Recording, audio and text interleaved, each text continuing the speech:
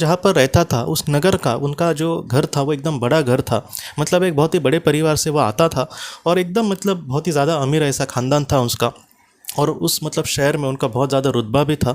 इसलिए वो ये कहता है कि जैसे मैं एक प्रिंस हूँ उस तरीके से बचपन से मैंने अपने आप को देखा था। जहाँ पर भी जाऊँ मेरे साथ नौकर रहते थे, जहाँ पर कहीं पे मैं जाना इच्छा हुआ तो मेरे ड्राइवर मेरे साथ होते थे।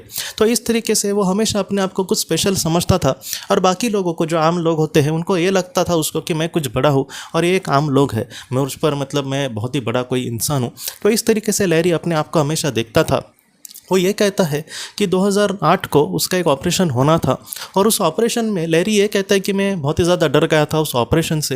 लेकिन उस ऑपरेशन में दोस्तों क्या हुआ कि वो ये कहता है कि ऑपरेशन के बीच में ही कहीं ना कहीं मेरी जो आत्मा है अपने शरीर को छोड़कर ऊपर ही ऊपर जा रही है।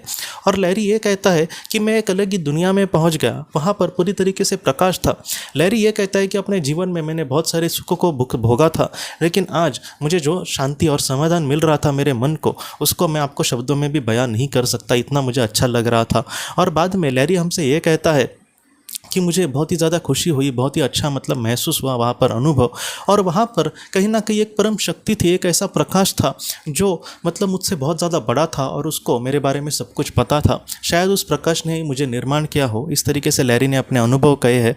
और उसके बाद लैरी हमसे ये कहता है कि उस प्रकाश ने लैरी के मन में कुछ ऐसे विचार डाले कि तुम अपने जीवन में बहुत ही ज़्यादा अहंकारी बन गए हो। तुम्हें जो भी मिला है मतलब इस तरीके से तुम्हारे आत्मा ने जीवन चयन किया है इसलिए मिला है।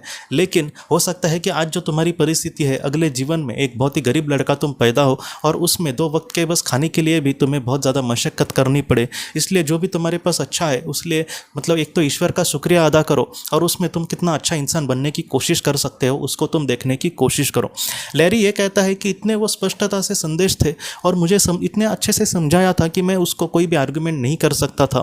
पृथ्वी पर कोई भी मुझे कुछ कहना जाए तो मैं उसको कहता था कि अरे तुम किससे बात करते हो पता है।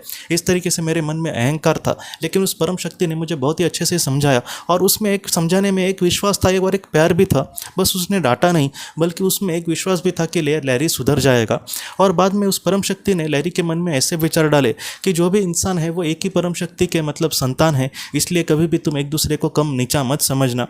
पृथ्वी का जो जीवन है वो क्षण भंगुर है, वो आज है और कल नहीं है। कल तुम्हारा जो मतलब एक रोल है वो बदल जाएगा। आज एक तुम राजा के रोल में हो तो कल तुम एक बहुत ही ज़्यादा एक भिखारी के भी रोल में हो सकते हो, लेकिन उसमें भी तुम कितने अच्छे इंसान बनते हो तुम्हारी परीक्षा इस तरीके से की जाएगी। इसलिए कभी भी किसी को भी कम मत समझना। तो ये जो संदेश थे लैरी को बहुत ही अच्छे से मिले और लैरी ने मतलब उससे माफ़ी भी मांगी और उसने कहा कि मैं एक अच्छा इंसान ज़रूर बनने की कोशिश करूँगा।